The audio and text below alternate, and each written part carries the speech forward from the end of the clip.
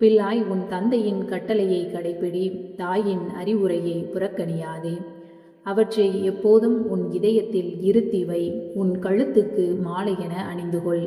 நீ நடந்து செல்லும்போது அவை உனக்கு வழிகாட்டும், நீ படுத்திருக்கும் போது அவை உன்னை காவல் காக்கும், விழித்திருக்கும் போது உன்னுடன் உரையாடும். கட்டளை என்பது ஒரு விளக்கு, அறிவுரை என்பது ஒளி. கண்டித்தலும் தண்டித்தலும் நல் வாழ்வுக்கு வழி. அவை உன்னை விலை மகளிடமிருந்தும் தேனொழுக பேசும் பரத்தையிடமிருந்தும் விலகியிருக்கச் செய்யும். உன் உள்ளத்தால் அவளது அழகை இச்சியாதே, அவள் கண்ணடித்தால் மயங்கிவிடாதே. விலை மகளின் விலை ஒருவேளை சோறுதான், ஆனால் பிறன் மனையாலோ உயிரையே வேட்டையாடி விடுவாள்.